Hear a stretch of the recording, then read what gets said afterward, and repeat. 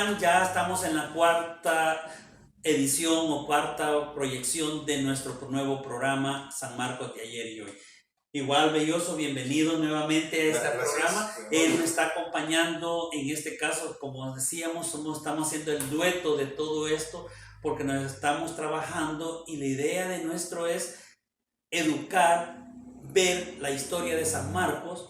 En el caso estamos trabajando, documentando, todo lo que hablamos lo hablamos en base a documentos, que no venimos a inventarlo, y igual se invitan a ustedes, los invitamos, Belloso, en el aspecto de que vengan, si usted cree que nos hemos equivocado y usted tiene una mejor historia, con gusto, hágase, vengan a estar con nosotros acá, porque esa es la idea de que nos eduquemos y veamos nuestros orígenes de nuestro municipio San Marcos, ¿verdad? Te hablábamos un poquito de, ¿te acordás que estábamos hablando del cañón? Sí, el cañón. El cañón famoso, y en el programa anterior decíamos que deducíamos que pudo haber habido un fenómeno geológico que aterró eso. Y pues estábamos hablando y documentando que tú estabas mencionando cómo era que se dio, y aquí hay unos documentos que también tú los has hecho llegar a nosotros, ¿verdad? Que datan de 1575. Sí, exacto. Imagínense 1575 y hay un fenómeno que dice, yo lo voy a decir así, pero después Belloso lo va a con gusto. En el caso de que decía los personajes de esa época de la conquista, que éramos solamente como unos 450 habitantes de San Marcos, pero que cuando él pasa por esta zona, hubo un gran catástrofe que él no podía ni pararse, mantenerse en pie, se tuvo que bajar y tirarse al suelo, que dice que los dos cerros, tanto, yo voy a decirlo de esta manera, el cerro de los Planes de Rendero y el cerro San Jacinto, se veía como que se unían y se abría el suelo. En este caso, ahí entra la lógica que ese famoso cañón mudo que tenemos ahora es de la colonia, y que ese fue el fenómeno que probablemente, ojo, no estamos dando seguridad, pero probablemente fue el que enterró y el que quedó soterrado acá en San Marcos, que se descubrió ahí en la 25 de abril. Vean, estimados sanmarquenses, cómo es bonito cuando uno se documenta y habla con propiedades claras, con fechas. Y si usted ha notado el tercer segmento, hablamos con fechas específicas y seguimos hablando con fechas. Más adelante vamos a seguir hablando. Ahora, como hemos comenzado hablando de San Marcos, aquí mi compañero Belloso va a tener una parte donde él ha investigado con mayor conocimiento cómo se creó San Marcos, cómo se llamaba San Marcos antiguamente, cuántas personas eran las que habitantes de acá, qué cultivábamos. Y a mí me ha extrañado cuando veo que dicen que hasta cultivaban caña. No, trigo. Trigo.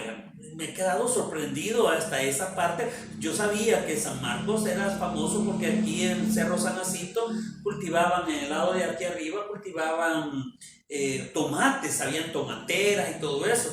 Pero hoy cuando me dicen que caña de azúcar, maíz, trigo, huela, entonces era algo bien fabuloso de todo eso, y una fauna rica que había en esa época también. Conste que la próxima visita yo les comprometo a traerles ese cacho que mis tíos abuelos lo cazaron en la zona de Aguachilla. Era un cacho de venado, era un venado con ramales, era un animal viejísimo, pero ahí en esa época, imagínense todo eso y yo todavía tuve la oportunidad de ver unos pequeños venados en el Cerro San Jacinto, pero yo no sé si eran silvestres o ya eran de granja, pero sí los tuve la oportunidad de ver un par de venaditos. Nosotros estuvimos de vagos ahí a caminar. Pero bien, Belloso, te dejo en este caso para que vos trabajes con las fechas más específicas, trabajes con, ¿cómo se llama? Porque aquí sí te voy a decir honesto, por la tartamudez que manejo, hablar de los nombres, pero de los texacuangos, pero con Z, ya no con X. Sí, muy bien. Bueno, te dejo Sí. en este caso. Gracias y bienvenidos amigos, ¿verdad? A esta cuarta edición de nuestro San Marcos de ayer y hoy. Tal como Gustavo decía en la parte introductoria, vamos a tratar de redondear hoy la historia del cañón, del famoso cañón que está ahí a un costado de la iglesia parroquial de San Marcos, que tema pues abordado en la edición anterior. Y esta vez hemos ido hablando de San Marcos en el transcurso de los años, pero en esta ocasión vamos a hablar de San Marcos en el transcurso de los siglos. Y nos vamos pues al siglo XVI, al año 1500. Recordemos que después del descubrimiento de América, fechado en 1492, 8 años después, comienza el siglo XVI, el año 1500. Y es en ese año donde vamos a arrancar hoy, digamos, la presentación y el comentario, la tertulia de este día. Y bien, fechado con el dato 23 de mayo de 1575, el doctor Jorge Larrey Larín, historiador salvadoreño, quizás el más celebérrimo historiador salvadoreño, él ha escrito un libro que se llama El Salvador, historia de sus villas, pueblos y ciudades. Es un texto que la Dirección Nacional de Publicaciones pues lo pone, hace ciertos tirajes cada cierto tiempo, sí. Lo pone a disposición de nosotros. Es el texto que vamos a ocupar de base el día de hoy. Como bien decía Gustavo, los datos pues están investigados, están documentados. Entonces, con fecha 23 de mayo de 1575, se habla de un terremoto que destruyó San Salvador. Y dice uno de los españoles que transitaba por la zona del San Marcos de aquel entonces, que en ese terremoto a él le fue difícil mantenerse de pie y tuvo que tirarse al suelo. ¿Por qué? Porque el movimiento telúrico era tan fuerte que él veía que, así como San Marcos está entre dos cerros, ¿verdad? Sí. El cerro, la loma de aquí de los Planes de Renderos, Loma Larga, y el cerro de San Jacinto, y él veía, dice, que esas dos masas de relieve casi se juntaban y se abría la tierra. Entonces, acordémonos, en ese siglo XVI estamos en la época de la conquista y colonización de toda Latinoamérica, de Centroamérica y en particular de El Salvador. Entonces, ese cañón que fue encontrado bajo tierra aquí en la 25 de abril, oriente de San Marcos, todo indica que pudo haber sido en ese movimiento telúrico del siglo XVI que se lo tragó la tierra. Así. Y ya en la década de los 50, ¿verdad? Fue el alcalde de la época que comenzó a hacer las instalaciones de drenajes y de acueductos, y desde entonces lo tenemos intronizado ahí a un costado de la iglesia. Bien, y como decía aquí mi amigo Gustavo Adolfo, ¿verdad? Vamos a enmarcar un poquito la historia de estos tres pueblos, ¿verdad? Recordémonos que la conquista y colonización de América se da en la época de los Reyes Católicos de España, sí, y que no, aparte del componente político que llevaba la conquista, había estado lo social, lo cultural y lo religioso. O sea, la religión del rey iba a ser la religión de los pueblos conquistados. Y entonces dice don Jorge Larrey Larín en este texto que ya les mencionamos, que uno de los misioneros españoles que iba pasando por acá, por la parte sur del actual San Salvador, dice que en medio, del cerro Amatepec, que es el cerro de San Jacinto, y el Soyatepec, que es la cordillera de donde están los Planes, dice que en medio de esas dos masas de relieve, ¿verdad?, se forma un desfiladero, donde hay tres asentamientos indígenas que estos misioneros españoles, acordémonos, ¿verdad?, que siendo misioneros y llevando el componente de la religión, ellos vienen y los bautizan o los nombran con la identidad de dos apóstoles y un evangelista, tres personajes bíblicos del Nuevo Testamento, ¿verdad? Los apóstoles Santiago y Tomás y el evangelista Marcos. Y entonces le ponen Santiago Texacuangos, Santo Tomás Texacuangos y San Marcos Texacuangos. Era el nombre original. Y entonces dice que ese nombre indígena, ¿verdad? Texacuangos, dice que Tex o Tex viene de roca. Y, es decir, la palabra tiene tres componentes ahí, ¿verdad? No lo voy a explicar ahorita, pero el significado es como el valle, o sea, ese desfiladero, esa área que está en medio de las dos masas de roca, digamos, donde se asientan estos tres pueblos. Viene el nombre de Texacuango, viene significando como el valle de las rocas altas o el valle alto sobre las rocas. Las dos acepciones son admitidas por los que estudian la etimología de las palabras.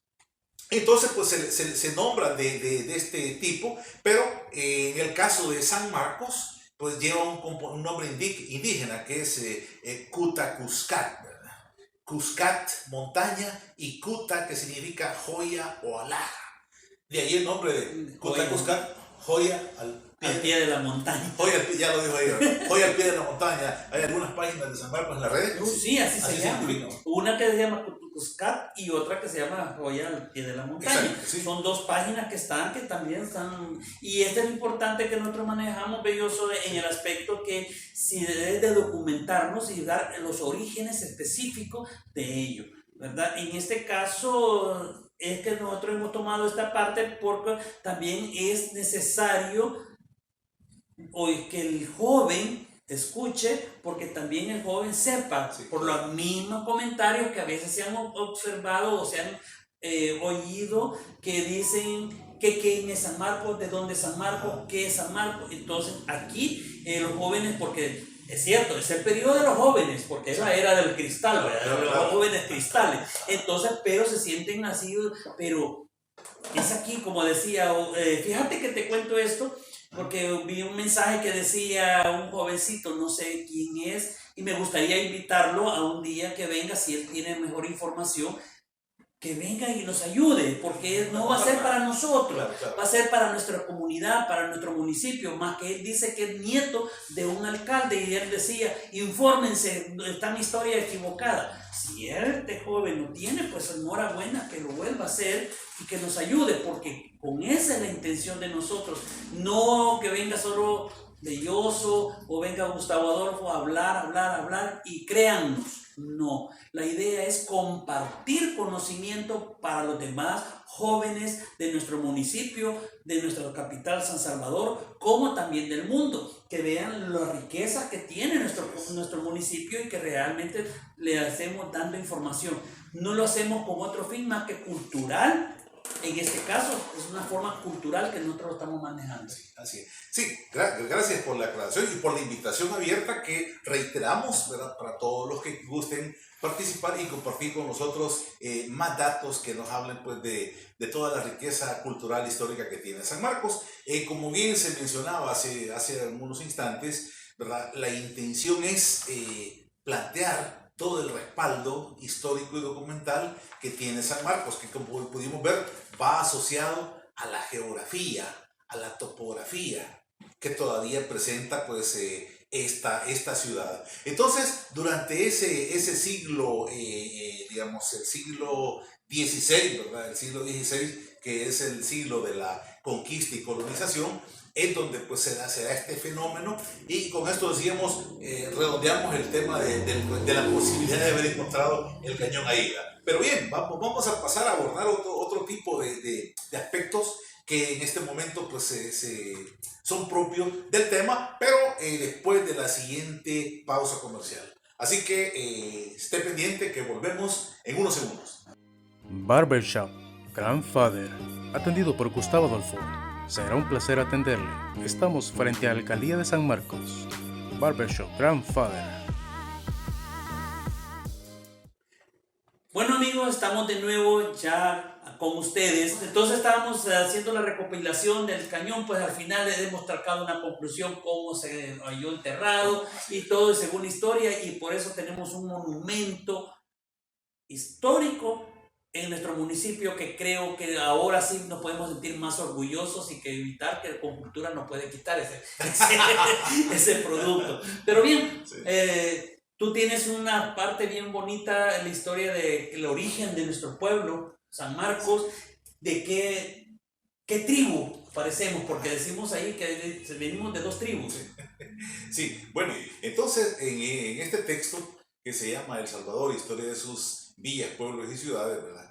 Cuando habla de las etnias que dieron origen a la población de San Marcos, estamos siempre en el siglo XVI, pues se habla de un éxodo del pueblo tolteca. Recordemos que esto pues, está allá en la parte norte, allá en México, y que, digamos, la tribu o la población indígena que vino a asentarse aquí al lado de San Marcos, pues eran los pipiles, ¿verdad? Habla de los pipiles y habla de los, ¿cómo se llaman nosotros? Los yaquis. Los yaquis o pipiles que se asentaron en esta zona, y es pues como la etnia que le va dando origen al asentamiento de San Marcos. Y al decir San Marcos, pues entiéndase los texacuanos, ¿verdad? Los 3 pueblos que están así en fila, así lineal, digamos, en el desfiladero entre los 2 cerros. Entonces se habla pues de esa etnia que es la que se asentó en esta zona, y la cual pues fue objeto de la conquista, colonización y también evangelización por parte de los españoles. Entonces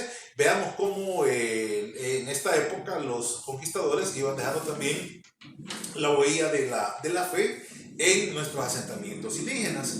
Y ahí pues podemos ver cómo se habla de que una vez que se establece pues aquí los 3 pueblos con los nombres de los 3 personajes bíblicos que ya mencionamos anteriormente, dice que San Marcos, al final de cuentas, a nivel político administrativo, pues era considerado como municipio de San Salvador. En el transcurso del tiempo fue quedando como municipio de San Salvador, y eclesiásticamente pertenecía, dice, a la guardianía de San Antonio, así se llamaba, que estaba en San Salvador, pero desde ahí como que se le daba asistencia pastoral, espiritual, a la parroquia pues naciente en ese momento del municipio de San Marcos. Entonces veamos cómo pues los dos elementos, los 2 componentes, el político, el cultural, social y religioso, van caminando en la misma dimensión. Y por cierto, desde aquella época habla de un dato bien interesante de la iglesia. ¿Por qué no lo lees, Gustavo?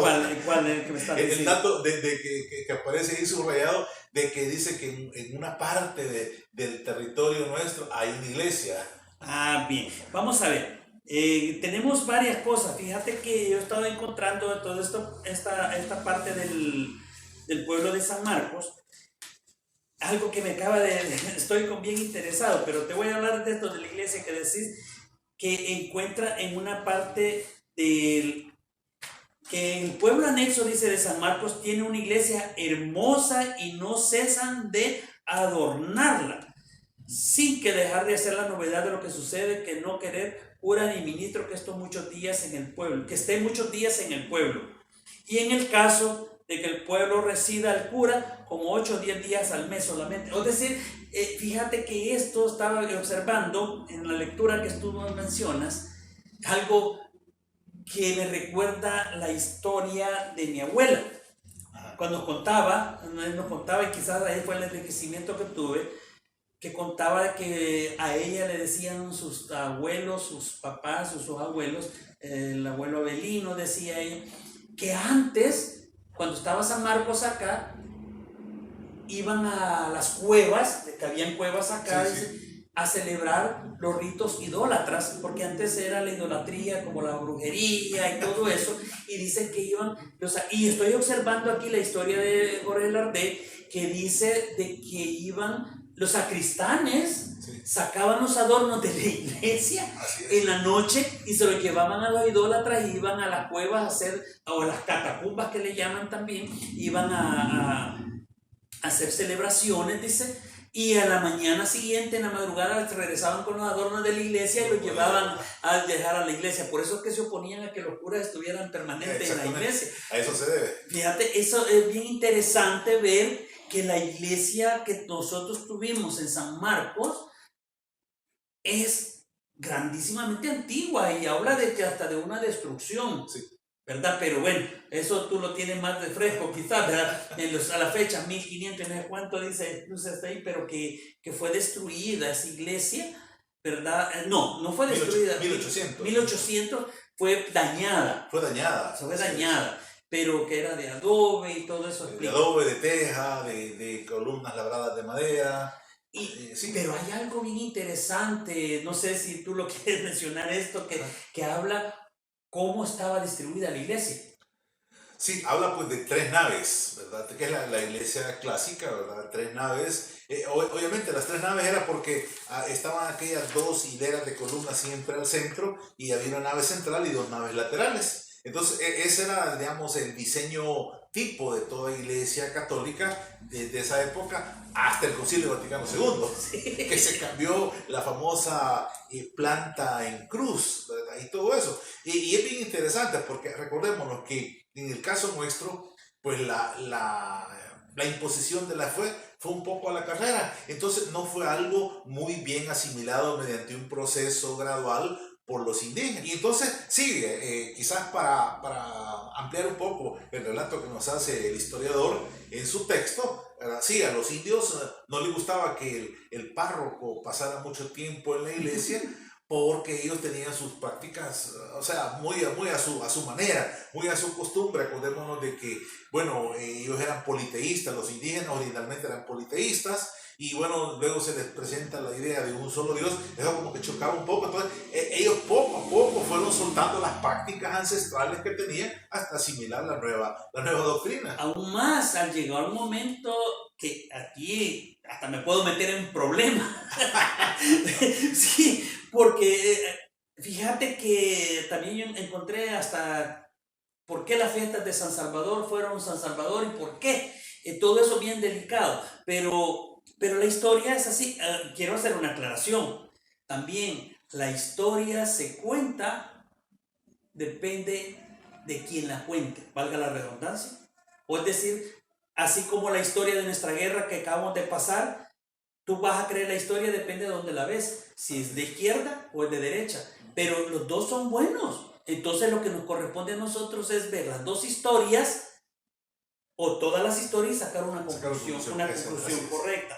Entonces hablamos de las idolatrías que al final, como me parece que también tuvieron algún fraile, alguien tuvo la osadía, vamos a hablar así, o ser ingenioso, que para evitar ese conflicto que había, empezaron a mezclar las fiestas ahí, porque tenemos ahí los cantos de digamos, el pito y el tambor. Eso es originario de las fiestas que tenían los indígenas. Sí, claro. No son españolas. No. Aún las fiestas patronales juegan un factor bien importante eso. Pero eso es otro pisto. Nosotros estamos viendo lo que es historia de San Marcos, ¿verdad? Sí, así es. Y en ese sentido, quizás para completar esa idea, la mayor parte de nombres de los pueblos en El Salvador llevan el componente español religioso y una terminación indígena.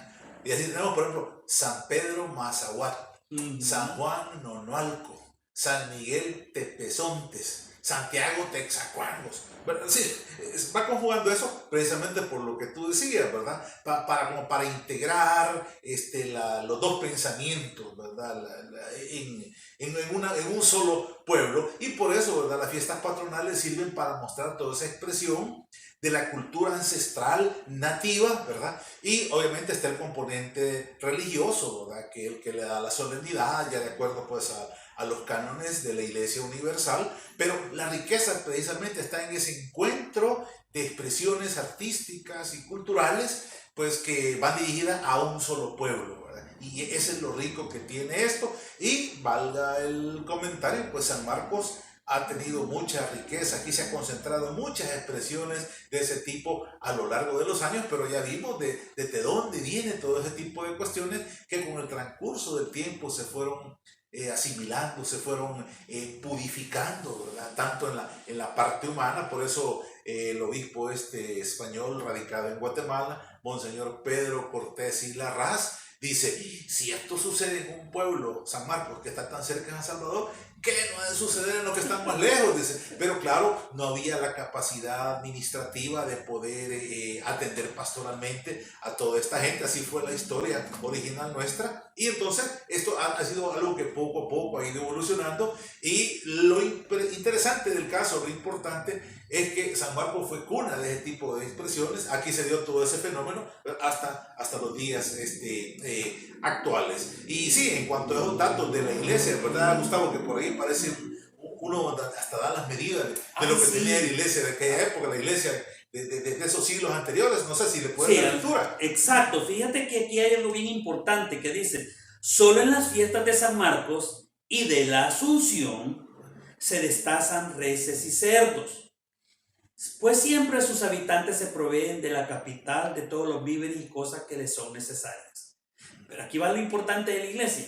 En el centro de la población y en la parte más elevada hay una hermosa iglesia de teja de 51 varas de largo, de 3 naves de adobe, madera cuadrada, portada de calicanto y 2 puertas laterales colocadas en el centro de columnas de piedra labrada. La capilla está arruinada desde el temblor del 16 de abril de 1854. Al norte de la iglesia hay una casa convento de teja de 15 varas de largo, de horcones y un corredor con pilares cuadrados al cual solo le falta el ladrillado. Cerca de la casa convento hay un cabildo de 10 y 6 varas de largo y a igual construcción del convento. Ojo, aquí el cabildo, interesante, es bien importante esto, que el cabildo, ¿qué es? Jóvenes, el cabildo era el palacio municipal o alcaldía municipal. ¿Qué quiere decir? Que siempre la alcaldía, por eso entra en las escrituras, que pues hemos enseñado las copias de las escrituras de la Iglesia Católica, donde dice, no es que se pertenezca a un dueño. Ojo con esto, porque alguien lo dijo, que ese terreno era de una propiedad privada.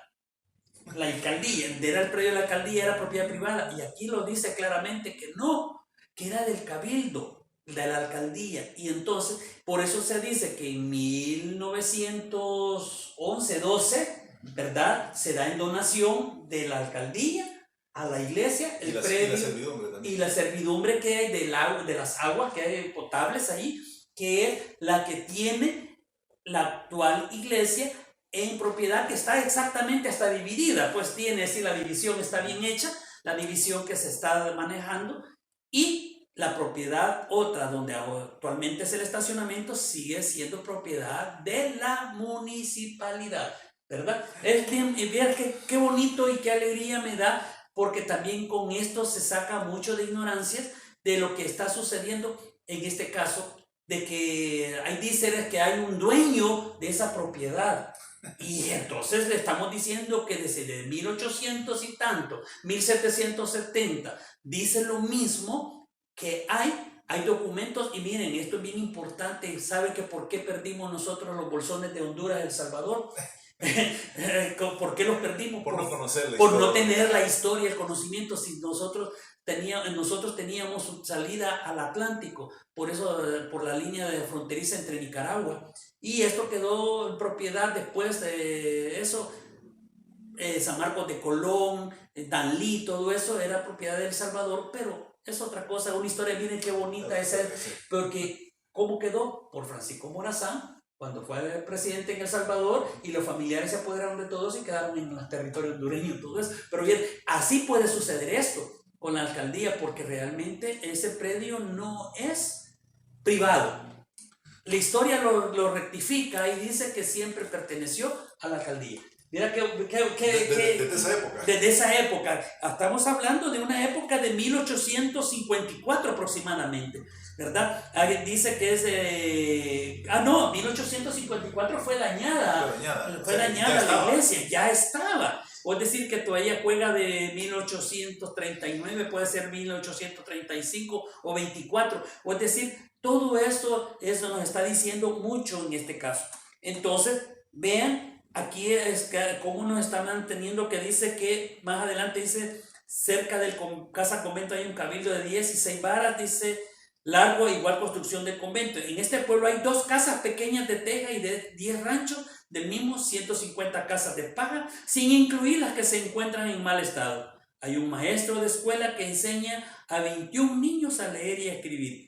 Y el día festivo ninguna mujer puede bañarse antes de la hora de almuerzo.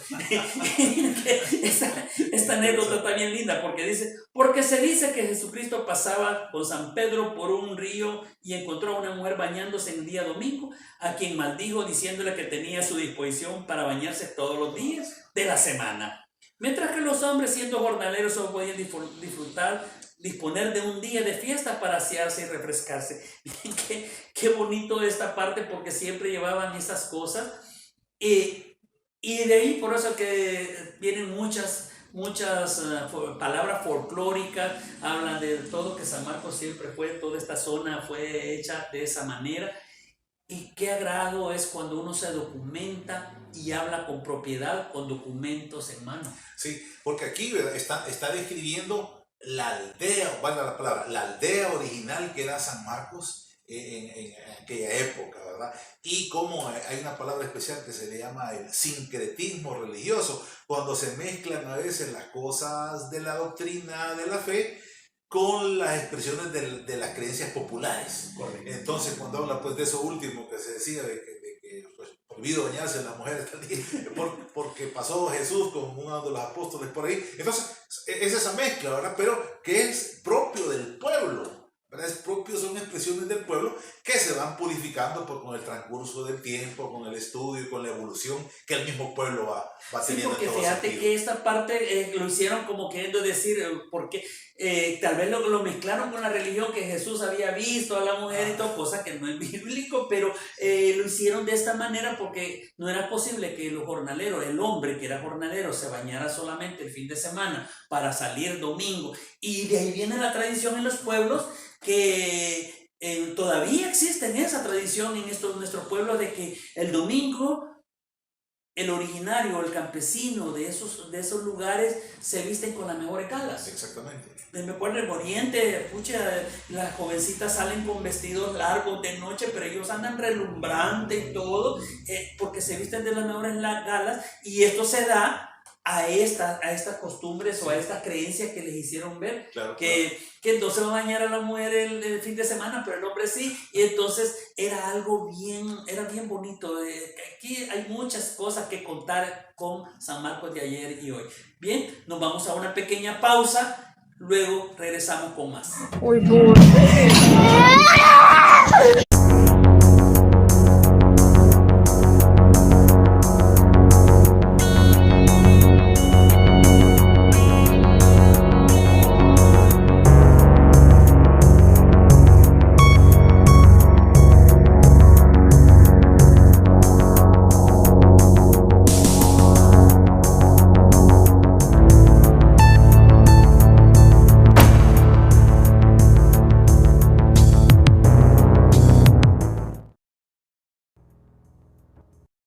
Bueno, estamos de nuevo con San Marcos de ayer y hoy, donde hemos encontrado información bastante interesante, bastante clara, cómo fue los inicios de San Marcos. Exactamente. Imaginen del siglo XVI, 16, correcto. cómo la iglesia mantiene en propiedad ese lugar donde actualmente está y donde estaba el cabildo, o es decir, la alcaldía municipal al frente, cómo estaba, y que se hace, en ese caso, la municipalidad le dona en 1911 y la escritura en 1942 en propiedad el lugar donde ahora está. Hemos encontrado en este caso, vuelvo a repetir, que no hay un propietario privado de ambas propiedades. Simple y sencillamente siempre fue erigido y dirigido por la alcaldía municipal. 1754, 1924 aproximadamente, 1724 aproximadamente ya era propiedad ese lugar donde está de la alcaldía municipal y la iglesia estando en esa propiedad que fue entregada hasta 1911 y escriturada en 1943. 42. Sí. Entonces vean cómo está de interesante esta información y hemos encontrado qué sucedió en San Marcos en ese siglo XVI, que hemos seguido hablando tras cámaras, estar viendo esta parte bien interesante, que también de dónde venimos originarios, de los indios yaquis, las etnias, los pipiles. Y fíjense que tengo una anécdota que también encontré en una ocasión y a mí me partía el corazón que dijeran eso, que por qué nos decían guanaco y nos relacionaban con unos animales del Perú, pero no es cierto. Se dice de que nos decían guanaco porque ahí se reunían debajo de los guanacastes, de los árboles de guanacastes, se reunían a hacer tertulia, a hacer pláticas, direcciones, todo lo que hacían es, por eso se les pusieron los guanacas. Dentro de los antiguos nos llamaban guanacas y eran de los guanacastes, y entonces por eso de ahí la palabra guanaco, porque somos muy habladores, muy sociables, muy social con todos y a la vez pues por ende trabajadores, porque ahí se hacían los grandes proyectos como los pequeños y microproyectos en todo ese tiempo. Entonces ahora me recordaba de una periodista que está ahora en el ámbito todavía nacional, decía, yo no quiero ser guanaca y esa palabra porque dicen en la universidad. Ahora digo, chicas, si este catedrático de la universidad dijo eso, también estaba ignorante, porque un catedrático tiene que informarse mucho en este caso, y él estaba diciendo esa palabra. Ahora le hago ver a esta periodista, presentadora muy respetable, y la respeto mucho, aún más yo fui uno de los que le hice el cambio de imagen a ella al principio. Valga comercial, y que todavía conserva el color que le puse originalmente hace casi 15 años aproximadamente, en Canal 15, ahí está, Canal 21. Entonces, allí cuando yo era maquillista de esa empresa, y le digo, no chica, guanaco no es el animal, no nos dicen por ese animal suramericano. Guanaco nos dicen por ser del Guanacaste, original de ahí. Hay que informarse bien. Bien, pero vamos adelante. Sí. Hablamos de todo eso, fechas, y eso es más importante, y te doy las fechas a ti porque yo soy duro para la fecha, a pesar de que ahora ya aprendí que ya hablando de 1724, sí. Ya me están dando, ya ver eso, qué buena información que nos daba este historiador Jorge Lardey, sí. Y después el hijo Jorge Lardey Larín, sí, que también le siguió sus pasos, que ese sí tuve la oportunidad de conocerlo, igual como a Pancho Lara, tuve la oportunidad de conocerlo también. Entonces, pero fíjate que eso es bien importante, pero hay unos datos más importantes todavía para nosotros, lo que ustedes están observando. ¿Cuándo se hizo Villa San Marcos? ¿Cuántos años duró con esa palabra Villa? ¿Cuándo se hizo ciudad? Te dejo esa parte. Sí, bien, este programa podía haberse resumido en una frase: San Marcos a través de los siglos. Y llegamos al siglo XIX. Posterior a la firma del Acta de Independencia en 1821, que por último se consolida ahí por 1824, a esas alturas en el siglo XIX, ya San Marcos es considerado como un municipio del departamento de San Salvador. Eso está clarísimamente documentado en la historia. Y entonces, para el año 1865, se dice que San Marcos pertenece al Distrito del Sur o de Santo Tomás. Vean cómo Santo Tomás siempre nos sigue siendo el techo a nivel político-administrativo todavía hasta esa época. Pero hay un decreto, que me voy a permitir pues leer la referencia, hay un decreto legislativo del 22 de abril de 1866, 22 de abril de 1866, o sea, un año después, en el cual se le otorga a San Marcos el título de villa, pasa de pueblo a villa. Y desde entonces es conocido como la Villa de San Marcos. Yo vine a San Marcos aquí a residir a mediados de la década de los 60, desde ahí por 65 aproximadamente. En la época que nosotros nacimos era la villa de San Marcos, yo todavía recuerdo la villa de San Marcos. Pero desde ese 1866 pasaron 110 años hasta 1976. El decreto 80, así, decreto legislativo número 80 del 23 de septiembre de 1976, se le otorga a San Marcos el título de ciudad. Por ahí vamos a ver los términos que dice el decreto cuando menciona que debido al desarrollo cultural, económico y social que ha tenido la villa de San Marcos, se le otorga el título de ciudad. Y bien, amigos, resumiendo el paso de villa a ciudad de nuestro querido municipio de San Marcos, decíamos, ¿verdad?, que después de 110 años, desde aquel 1866, pasa un poco más de un siglo, hasta el 23 de septiembre de 1976, en el cual, pues, mediante aquel decreto número 80, se declara el título de ciudad para el municipio de San Marcos, tomando en cuenta el desarrollo que a esa altura tenía nuestra ciudad, actual ciudad, pues, de San Marcos, y cuyo desarrollo, pues, aún continúa, pues, en busca de un mejoramiento para el bien común de toda la población que habita en esta porción del territorio. 1976, ya pasaron varios años a partir de entonces. No sé si te acuerdas quién era el que tenía la administración municipal de San Marcos en 1976. Fue el alcalde Isaías Choto. Isaías Choto fue una de las cosas que él dejó indeleble. Vamos a hablar una marca indeleble, porque claro, todos los alcaldes han llevado una marca indeleble.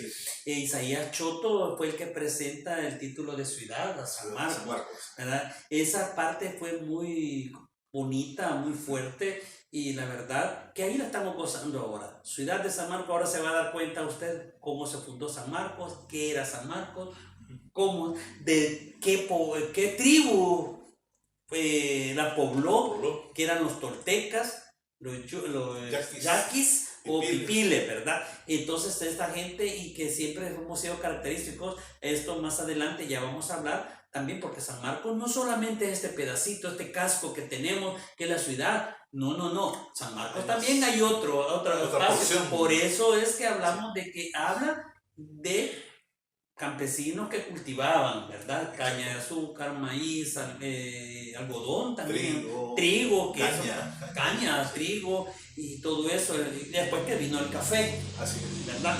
El café aquí en los cerros, estuvo aquí San Jacinto, la finca El Tesoro y todo eso. Entonces vemos todo esto belloso que todavía creo que nos falta información. Si usted tiene mejor información todavía para aumentarle a lo que era San Marcos, mandándonos fotografías antiguas, hasta vehículos antiguos que los tenían acá, muchos habían carros antiguos también, mándenos, proporciónenlo, y si usted cree que nos hemos equivocado, venga con nosotros. No lo estamos diciendo sarcásticamente, no, le estamos invitando que venga, porque esto nos ayuda a retroalimentar más el conocimiento cultural de San Marcos.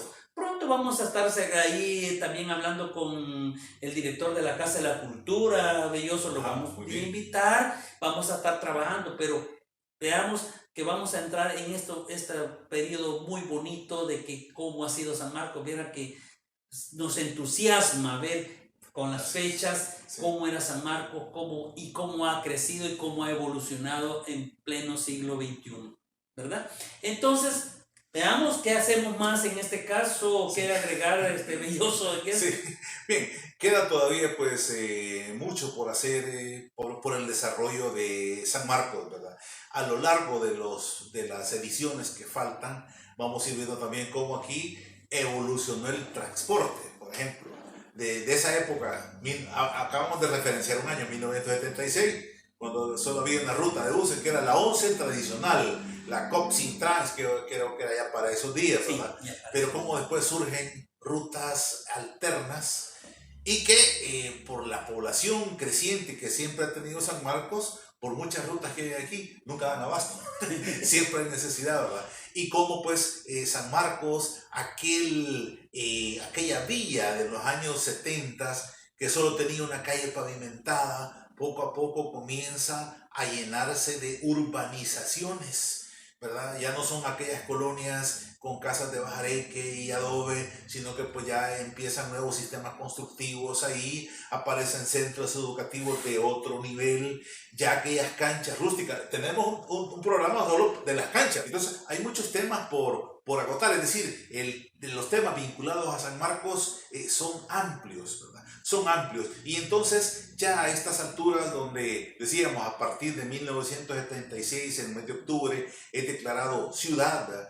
Una ciudad que va desarrollándose, que va urbanizándose, que va electrificándose y pues va, digamos, generando mucho desarrollo en infraestructuras para el bien de la población, pero aún así todavía queda mucho por hacer, ¿verdad? Mucho por hacer y, por supuesto, ¿verdad? Valorar los puntos o sitios históricos que tenemos donde ocurrieron eventos especiales. Cada uno, como hemos podido ver, tiene su documentación que lo respalda. Y así, digamos, en ese sentido, podemos ir viendo también cómo la misma... nosotros hemos hablado en esto últimamente sobre la parroquia San Marcos y todo, porque dentro de la parroquia está la escuela parroquial, que fue lo que dio origen a esta serie, ¿no? en primera instancia. Y como exalumno de la escuela parroquial, hemos ido vinculando el tema ahí, porque significa el lugar donde nosotros estuvimos asentados durante varios años. Bueno, ¿qué te puedo decir? El tiempo se nos acabó y queremos seguir hablando de todo. Pues esto les damos la invitación a que nos manden fotografías y todo lo que ustedes tengan para poder tener esa bibliografía y poderse presentar a todas nuestras personas que nos ven y nos escuchen. Es que quedan invitados, aún más si hay familiares de exalcaldes, si quieran tertuliar de las historias que ellos les contaron, aquí estamos, a la orden y con disponibilidad para intercambiar conocimiento. No es una cosa que vamos a entrar en discusión, no, que es al contrario, es de edificar el conocimiento cultural de nuestro municipio San Marcos. Es que, belloso, se nos llegó la hora, nos encontramos en la próxima San Marcos de ayer y hoy. Hasta la próxima.